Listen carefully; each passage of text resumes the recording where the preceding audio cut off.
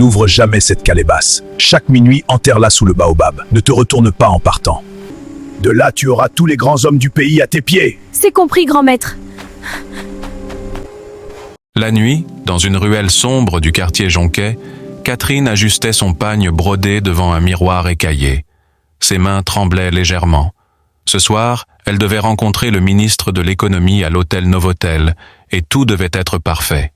« Tu es magnifique », murmura Brigitte, sa meilleure amie, assise sur le lit défoncé qu'elle partageait dans ce taudis de 2 pièces. « Mais je ne comprends toujours pas comment tu fais. Il y a 6 mois, on vendait des beignets au bord de la route, et maintenant… » Catherine se retourna brusquement, ses yeux brillant d'une lueur étrange dans la pénombre. « Tu poses trop de questions, Brigitte. Tu devrais plutôt te demander pourquoi tu es encore ici à vivre comme une mendiante alors que je dîne avec les puissants. » Le silence s'installa, pesant comme une pierre. Brigitte baissa les yeux, blessée. Catherine soupira et s'approcha d'elle. « Pardonne-moi, je suis nerveuse. Mais crois-moi, bientôt, je nous sortirai toutes les deux de cette misère. » Elle attrapa son sac à main en cuir véritable, un cadeau du directeur de la banque centrale qu'elle avait rencontré 3 semaines auparavant, et sortit dans la nuit moite. Le taxi la déposa devant l'hôtel illuminé. Catherine traversa le hall avec l'assurance d'une reine, ignorant les regards admiratifs et envieux. Le ministre l'attendait au restaurant panoramique, un homme bedonnant dans la cinquantaine, marié, père de 4 enfants, et totalement sous son charme. « Catherine, ma perle rare », dit-il en se levant pour l'accueillir. « Tu es éblouissante. » Elle sourit, ce sourire calculé qui faisait fondre les hommes les plus endurcis. « Vous êtes trop gentille, Excellence. » Le dîner se déroula comme prévu. Champagne, promesses, projets. Le ministre parlait déjà de lui trouver un appartement au Plateau, le quartier chic de la ville. Mais dans un coin du restaurant, un homme les observait. Bruno, journaliste d'investigation pour Le Témoin du Bénin, prenait des photos discrètes avec son téléphone. Il savait que Catherine n'était pas une simple escorte. Depuis des mois, il enquêtait sur cette jeune femme mystérieuse qui semblait collectionner les hommes puissants comme des trophées. Plus tard dans la nuit, Catherine rentra chez elle avec une enveloppe épaisse remplie de billets. Brigitte dormait déjà. Catherine s'assit sur le rebord de la fenêtre et contempla la ville endormie. Dans 2 jours, ce serait la fin du mois. Il faudrait retourner voir le marabout. Elle frissonna malgré la chaleur. Cela faisait maintenant 7 mois qu'elle avait découvert la case du vieux Djibril, cachée dans le village de Ouida, à 1 heure de route de Cotonou. 7 mois que sa vie avait basculé du tout au tout. Le lendemain matin, Catherine se réveilla avec un mauvais pressentiment. Son téléphone vibrait sans cesse. Des messages, des appels manqués. Elle décrocha enfin. « Allô ? Catherine Akossi ?» La voix était masculine, autoritaire. « Oui, c'est moi. Qui êtes-vous ? » « Commissaire Dussel, police criminelle. Nous devons vous voir aujourd'hui même au commissariat central. » Son sang se glaça. « Pourquoi ? Je n'ai rien fait. »« Simple routine, mademoiselle. Venez avant midi. » Il raccrocha. Catherine resta figée, le téléphone collé à l'oreille. Brigitte se réveilla, inquiète. « Qu'est-ce qui se passe ? » « Je ne sais pas. La police veut me voir. »« La police ? Mais pourquoi ? Catherine, qu'est-ce que tu as fait ?» Catherine se leva d'un bond, énervée. « Je n'ai rien fait du tout. C'est sûrement une erreur. » Mais au fond d'elle-même, une petite voix lui soufflait que ce n'était pas une erreur. Quelqu'un savait. Quelqu'un l'avait vue. À 11 heures, elle se présenta au commissariat central, vêtue simplement pour ne pas attirer l'attention. Le commissaire Dussel était un homme maigre aux lunettes épaisses, le visage sévère. « Asseyez-vous, mademoiselle Akossi. » Elle obéit, le cœur battant. « Nous enquêtons sur plusieurs personnalités publiques qui semblent avoir des liens avec vous. » Il ouvrit un dossier et étala des photos sur le bureau. Catherine eut le souffle coupé. C'étaient des photos d'elle avec le ministre, avec le directeur de banque, avec un général de l'armée, avec un député. Où avez-vous eu ça ? Ce n'est pas important. Ce qui est important, c'est de savoir comment une simple vendeuse de beignets d'il y a quelques mois se retrouve dans le lit de tous les hommes puissants du pays. Catherine sentit la colère monter en elle. « Je ne suis pas une prostituée, si c'est ce que vous insinuez. Ces hommes sont mes amis. » Dussel ricana. « Vos amis? Vraiment? Et ils vous couvrent tous de cadeaux par pure amitié? C'est mon problème, pas le vôtre. Ça devient mon problème quand ces hommes commencent à prendre des décisions étranges, à signer des contrats douteux, à favoriser des entreprises fantômes. Quelqu'un tire les ficelles, mademoiselle Akossi, et je crois que c'est vous. Catherine se leva brusquement. Vous n'avez aucune preuve. Je pars. Nous vous surveillons, mademoiselle. Un faux pas, et je vous boucle. Elle sortit du commissariat en tremblant de rage et de peur. Il fallait qu'elle parle au marabout, immédiatement. Elle prit un taxi-moto jusqu'à la gare routière et monta dans un minibus bondé en direction de Ouidah. Le trajet lui parut interminable. Enfin, elle descendit à l'entrée du village et marcha pendant 20 minutes sur un sentier de terre rouge jusqu'à une petite case isolée, entourée de fétiches. Catherine poussa la porte de la case en bois vermoulu, un frisson la parcourant malgré la chaleur étouffante de l'après-midi. L'intérieur était sombre, éclairé seulement par une bougie vacillante posée sur un autel chargé de fétiches, crânes d'animaux, plumes multicolores et des statuettes aux yeux perçants.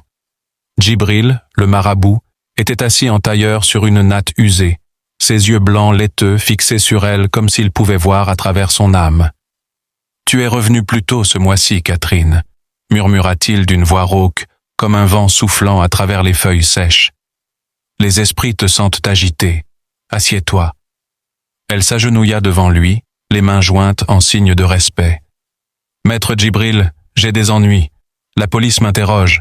Ils savent pour les hommes que je influence. Je crains qu'ils ne découvrent notre secret. » Le vieil homme rit doucement, un son qui ressemblait à un craquement de branches. « Les esprits protègent ceux qui les honorent. Tu as suivi mes instructions à la lettre, n'est-ce pas? La calebasse scellée, enterrée sous le baobab à minuit, sans te retourner? Oui, maître. Chaque fin de mois, sans faute. Et cela fonctionne. Les hommes tombent à mes pieds, me couvrent de cadeaux, m'ouvrent des portes que je n'aurais jamais imaginées. Mais maintenant... Djibril leva une main noueuse pour la faire taire. Les ennuis sont comme des ombres. Ils passent. Ce soir, je te donnerai une nouvelle calebasse, plus puissante. Elle chassera les curieux et renforcera ton emprise. Mais souviens-toi, ne l'ouvre jamais. Enterre-la comme toujours. Les esprits veillent. Il se leva lentement, fouilla dans un sac en peau de chèvre et en sortit une calebasse noire, scellée avec de la cire rouge et ornée de symboles étranges. Il la lui tendit. « Prends-la, et va. Minuit, sous le baobab. » Catherine serra la calebasse contre sa poitrine, un mélange de peur et d'excitation la traversant. « Merci, maître, je ne vous décevrai pas. » Elle quitta la case, le soleil déclinant jetant des ombres longues sur le sentier.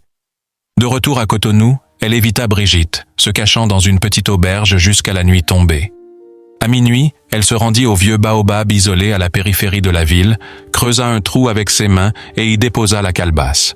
Elle se releva, épousseta la terre rouge de ses vêtements et s'éloigna sans se retourner, comme toujours. Le lendemain matin, tout changea. Son téléphone sonna dès l'aube. C'était le ministre de l'économie. « Catherine, ma chérie, j'ai une surprise pour toi. Viens à l'hôtel ce soir. J'ai signé un contrat qui va nous enrichir tous les deux. » Elle sourit pour la première fois depuis la veille. Les esprits avaient agi vite. Bientôt, un autre appel, le directeur de la banque. « J'ai transféré des fonds sur ton compte. Achète-toi ce que tu veux. Paris t'attend. » Catherine rentra chez elle pour faire ses valises. Brigitte l'attendait, les yeux rougis. « Où étais-tu? J'étais inquiète. Et la police ?»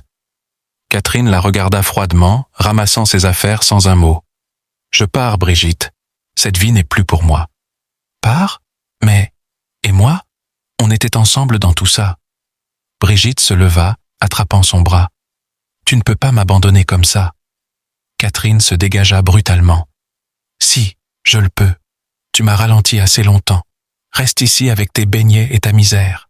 Moi, je vise plus haut. » Les larmes coulèrent sur les joues de Brigitte. « Catherine, s'il te plaît, on est amis depuis l'enfance. Les amis ne posent pas de questions qui dérangent.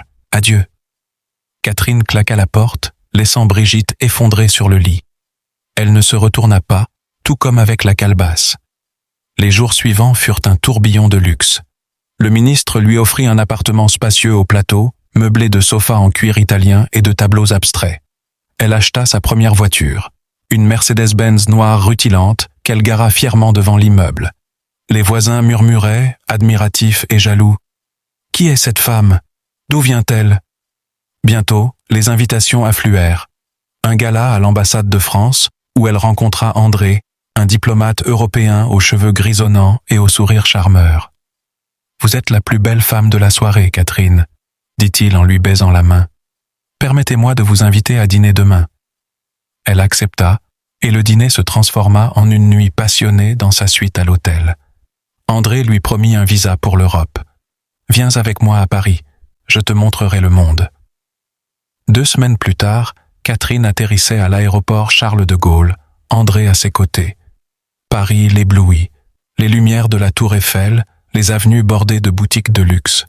Elle dépensa sans compter dans les magasins de la rue du Faubourg Saint-Honoré, s'offrant des robes Chanel, des sacs Hermès, des chaussures Louboutin. André riait de sa joie. « Tu mérites tout ça, ma reine. » Mais Catherine n'était pas du genre à s'attacher. Bientôt, elle rencontra Éric, un riche homme d'affaires français d'origine béninoise, lors d'une soirée mondaine à l'Opéra Garnier. Il était grand, élégant, avec une fortune faite dans l'import-export. « Catherine, vos yeux sont comme des diamants du Bénin, » murmura-t-il en lui offrant un collier en or serti de pierres précieuses. « Laissez-moi vous emmener à Monaco. » Elle quitta André sans regret, prétextant un voyage d'affaires. À Monaco, Éric lui fit visiter les casinos, les yachts amarrés au port. Ils dînèrent avec des célébrités, des princes arabes, des magnats du pétrole. Éric acheta une villa sur la côte d'Azur, une immense maison avec piscine à débordement et vue sur la mer Méditerranée. « C'est à toi maintenant, » dit Éric en lui tendant les clés. Et ce n'est que le début. Les mois passèrent en un éclair de voyage et de conquête. De Monaco à Dubaï, où elle rencontra Julio, un entrepreneur espagnol aux allures de playboy. « Mi amor, tu es irrésistible », susurra-t-il lors d'une fête sur un yacht privé. Il l'emmena à Ibiza, où ils dansèrent jusqu'à l'aube dans des clubs exclusifs entourés de stars internationales. Catherine s'offrit une Lamborghini rouge flamboyante qu'elle conduisit à toute vitesse sur les routes sinueuses de l'île. Puis ce fut New York. Julio l'introduisit à un cercle de milliardaires américains. Là, elle croisa le chemin de Françoise, une styliste influente, mais ce fut Alcato, un magnat de la tech d'origine africaine, qui captura son attention. Il était charismatique, avec un empire bâti sur des applications mobiles. « Catherine, vous avez un magnétisme unique », dit-il lors d'un cocktail au sommet de l'Empire State Building. « Venez avec moi à Silicon Valley, je vais vous faire entrer dans le monde des affaires. » Elle abandonna Julio à Ibiza, emportant avec elle des souvenirs de nuits folles et une garde-robe remplie de tenues de designer. À San Francisco, Alcato lui acheta un penthouse avec vue sur le Golden Gate Bridge. Ils assistèrent à des conférences TED, dînèrent avec des investisseurs et Catherine commença à investir elle-même. Actions en bourse, start-up prometteuse. Sa fortune gonflait comme une vague inexorable. De retour en Afrique pour une brève visite, elle atterrit à Lagos, au Nigeria, où elle rencontra Sylvie, une actrice nollywoodienne en pleine ascension. Mais ce fut un producteur puissant qui la séduisit. « Catherine, vous devriez être star, » dit-il en la couvrant de bijoux. Elle rit. « Je suis déjà une star dans mon propre film. » Les fêtes s'enchaînaient. Safari au Kenya avec des généraux, croisière sur le Nil avec des diplomates égyptiens, séjour à Cape Town avec des magnats sud-africains. Partout, des villas s'ajoutaient à sa collection, une à Marrakech, une autre à Miami. Des voitures de luxe emplissaient ses garages, Ferrari, Bentley, Rolls-Royce. Les hommes se succédaient, des politiciens, des célébrités, des tycoons, tous à ses pieds, lui offrant le monde sur un plateau d'argent. Pourtant, au milieu de ce tourbillon, Catherine se rappelait parfois le marabout. Chaque fin de mois, où qu'elle soit, elle retournait discrètement à Ouida, récupérait la calebasse scellée et l'enterrait sous un baobab, n'importe lequel, pourvu que ce soit à minuit, sans se retourner. Les esprits veillaient et sa vie de rêve continuait, plus grandiose que jamais. Catherine poursuivait son ascension fulgurante, naviguant d'un continent à l'autre comme une ombre insaisissable, collectionnant les cœurs et les fortunes avec une aisance presque surnaturelle. À Tokyo, elle rencontra un magnat de l'électronique japonais nommé Hiroshi, qui l'invita à une soirée privée au sommet d'une tour étincelante surplombant la ville illuminée. « Vous êtes une énigme, Catherine », murmura-t-il en lui offrant un kimono en soie brodé d'or. « Venez avec moi à Kyoto, je vous montrerai les temples anciens et les secrets de mon empire. » Elle accepta, et les jours suivants furent un mélange de tradition et de modernité. Promenades dans des jardins zen, dîner de sushi exquis préparés par des chefs étoilés, et négociations d'affaires où Hiroshi lui céda des parts dans sa compagnie. Catherine acheta un appartement luxueux à Shibuya, rempli de gadgets high-tech et de meubles minimalistes. Mais bientôt, l'appel d'autres horizons se fit sentir. Elle quitta Hiroshi avec un baiser d'adieu, emportant une valise pleine de bijoux et un compte en banque encore plus gonflé. De là, cap sur Sydney, en Australie, où elle croisa le chemin de Mark, un promoteur immobilier aux muscles saillants et au sourire conquérant. « Mate, you're a stunner », dit-il avec son accent australien prononcé lors d'une fête sur la plage de Bondy. Il l'emmena en hélicoptère survoler l'Opera House, puis en yacht autour de la Grande Barrière de Corail. Catherine s'offrit une villa en bord de mer, avec une piscine infinie et un garage pour sa nouvelle Porsche 911 turquoise. Les soirées se succédaient. Barbecue avec des célébrités hollywoodiennes en tournage, safari dans l'Outback et des nuits passionnées sous les étoiles du désert. Pendant ce temps, à Cotonou, Brigitte luttait dans l'ombre de la misère que Catherine avait abandonnée derrière elle.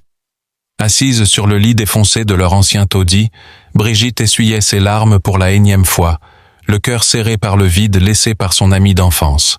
« Pourquoi m'as-tu fait ça, Catherine ?» murmurait-elle dans la nuit, fixant le plafond fissuré.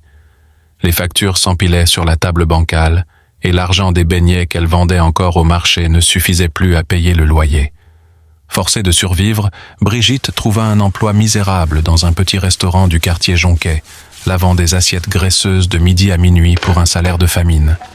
Ses mains, autrefois douces, étaient maintenant rougies et crevassées par l'eau savonneuse et les produits chimiques bon marché. « Tiens, lave ça plus vite !»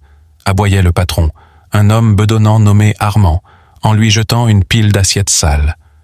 Brigitte hochait la tête en silence, les yeux baissés, mais intérieurement, elle bouillonnait de résignation et d'espoir ténu. Un soir, après une longue journée, une collègue nommée Marie s'approcha d'elle dans l'arrière-cour enfumée. « Brigitte, tu es jolie, tu sais. Pourquoi tu te crèves comme ça? Il y a des hommes riches qui paient bien pour de la compagnie. Juste un soir ou deux, et tu pourrais t'en sortir. » Brigitte secoua la tête fermement, les larmes aux yeux. « Non, Marie, je ne veux pas de cette vie-là. C'est ce qui a perdu Catherine, même si elle pense avoir gagné. Je refuse de vendre mon âme. » Marie haussa les épaules. « Comme tu veux. Mais la misère, ça brise les gens. » Brigitte rentra chez elle ce soir-là, les pieds endoloris, et s'agenouilla près de son lit pour prier. « Seigneur, je sais que tu me vois. Un jour, tu te souviendras de moi. J'ai foi en toi. Donne-moi la force de tenir. » Les pleurs coulaient sur ses joues, mais une lueur de détermination brillait dans ses yeux. Elle se couchait épuisée, rêvant d'un avenir meilleur, refusant les propositions douteuses qui venaient de tous côtés, des clients du restaurant, des voisins, même d'Armand lui-même. « Non, je reste droite, » se répétait-elle. « Dieu pourvoira. » De son côté, Catherine atterrissait à Rio de Janeiro, invitée par un footballeur célèbre nommé Paolo. « Bella, você é incrível », dit-il en la serrant contre lui sur la plage de Copacabana, les vagues de l'océan Atlantique léchant leurs pieds. Il l'emmena au carnaval, où ils dansèrent la samba jusqu'à l'aube, entourés de plumes et de paillettes. Catherine acheta une penthouse avec vue sur le Christ Rédempteur et une Ferrari jaune pour parcourir les routes sinueuses des favelas chics. Paolo lui présenta des amis, des acteurs brésiliens, des musiciens de bossa nova et même un politicien influent qui lui promit des investissements en Amérique du Sud. Mais l'Europe l'appelait à nouveau. À Londres, elle rencontra Lord Harrington, un aristocrate britannique avec un manoir dans les Cotswolds. « My dear Catherine, you captivate me », murmura-t-il lors d'un thé à Buckingham Palace.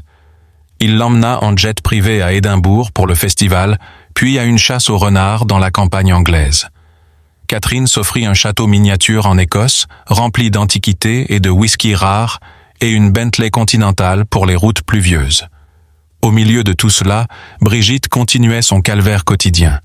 Un matin pluvieux, elle glissa sur le sol mouillé du restaurant et se blessa au poignet. « Aïe !» cria-t-elle, les larmes jaillissant malgré elle.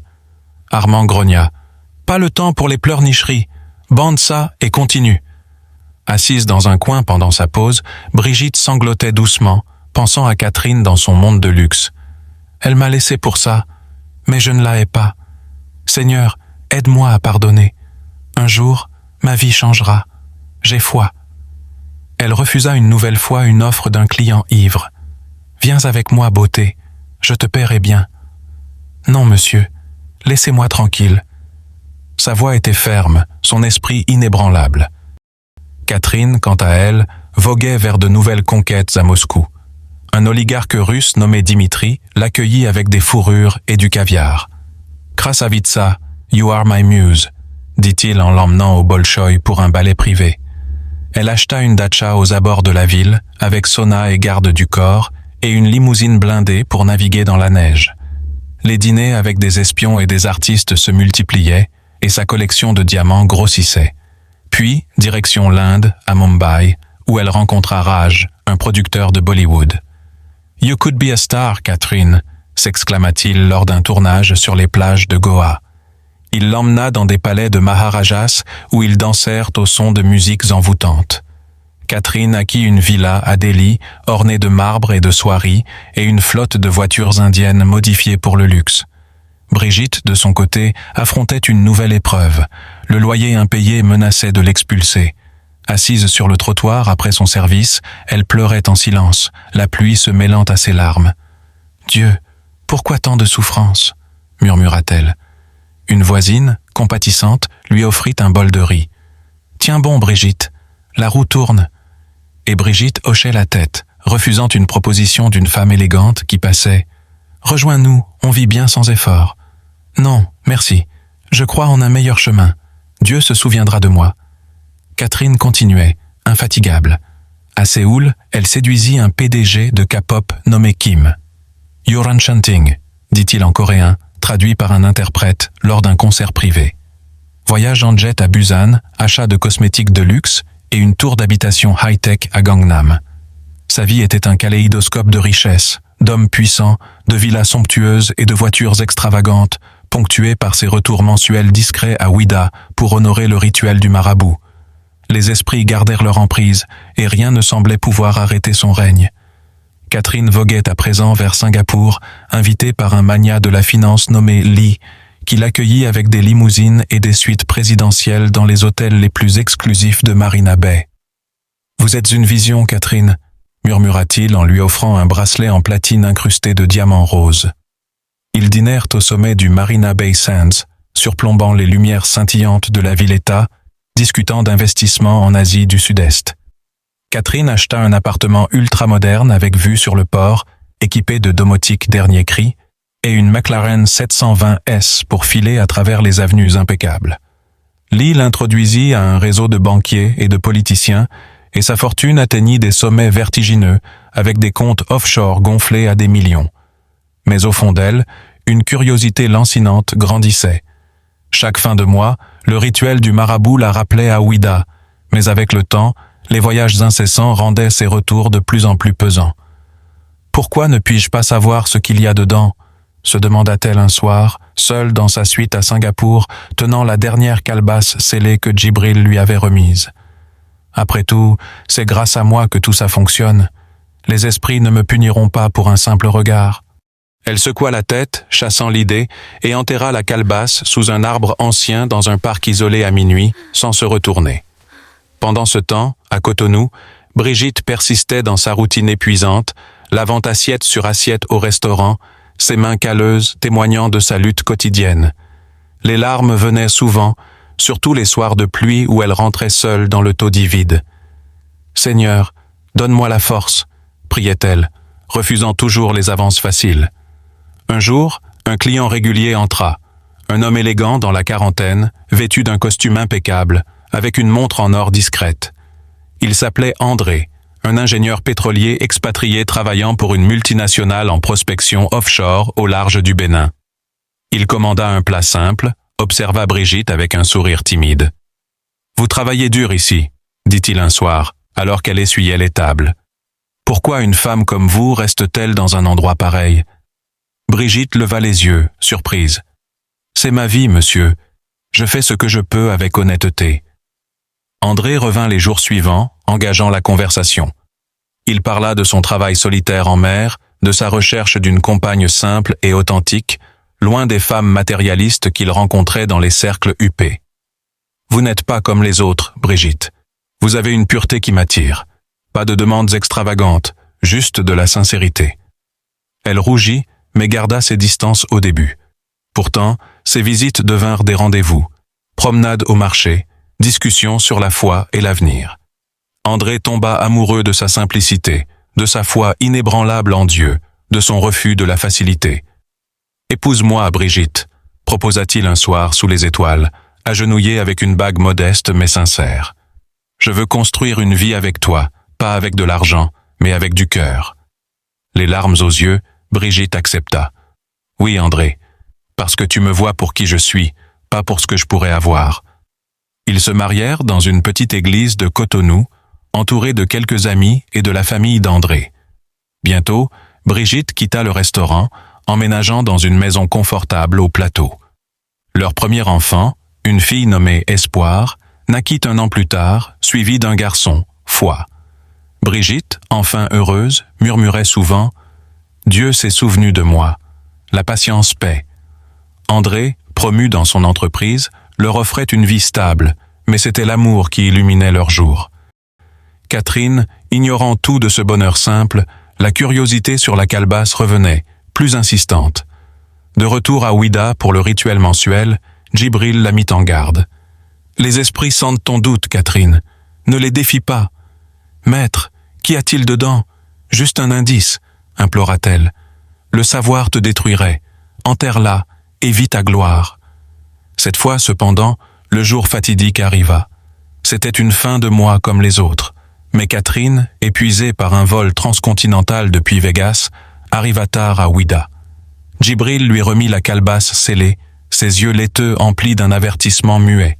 « Ne l'ouvre jamais. Enterre-la sous le baobab à minuit. Ne te retourne pas en partant. De là, tu auras tous les grands hommes du pays et du monde à tes pieds. » De retour à Cotonou, dans son appartement luxueux qu'elle n'utilisait plus que rarely, Catherine posa la calebasse sur la table. L'alcool d'une fête récente embrumait son esprit. « Pourquoi pas ?» murmura-t-elle pour elle-même. « J'ai tout conquis. Qu'est-ce qui pourrait m'arriver ?» Ses doigts tremblants brisèrent le seau de cire rouge. Un bruit sourd, comme un soupir ancestral, emplit la pièce. À l'intérieur, pas de trésor visible, mais une fumée noire tourbillonnante s'échappa, accompagnée d'une odeur âcre de terre et de pourriture. Des visions assaillirent son esprit, des esprits tordus, des visages hurlants, des ombres qui la poursuivaient. Catherine recula, horrifiée. « Non, qu'ai-je fait ?» cria-t-elle, mais c'était trop tard. La folie s'insinua comme un poison. Au début, ce furent des murmures dans sa tête, des voix accusatrices. « Traîtresse, tu as rompu le pacte !» Puis des hallucinations. Les hommes qu'elle avait séduits apparaissaient comme des fantômes moqueurs, riant de sa chute imminente. Elle erra dans les rues de Cotonou cette nuit-là, hurlant des incohérences, arrachant ses vêtements de designer. Des passants la reconnurent. « C'est Catherine Akossi, la femme qui ensorcelait les puissants. Regardez-la maintenant. » Le lendemain, la nouvelle se répandit comme une traînée de poudre. Les journaux titraient « La reine des cœurs devient folle ». Bruno, le journaliste qui l'avait enquêté autrefois, publia un article explosif, reliant sa descente à des rumeurs de sorcellerie. Les hommes qu'elle avait conquis se distancèrent. Le ministre nia tout lien, Éric bloqua ses numéros, Alcato fit saisir ses biens. Les villas furent vendues, les voitures repossédées, les comptes gelés.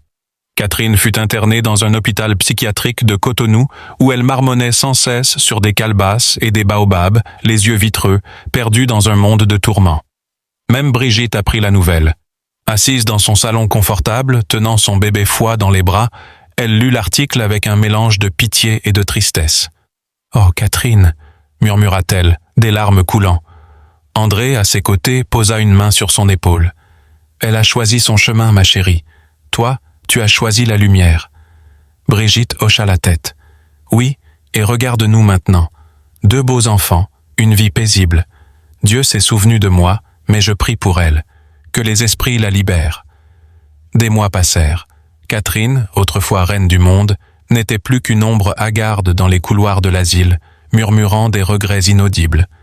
Brigitte, quant à elle, élevait sa famille avec amour, travaillant occasionnellement comme conseillère dans une ONG pour aider les femmes dans la misère, transmettant sa foi et sa simplicité.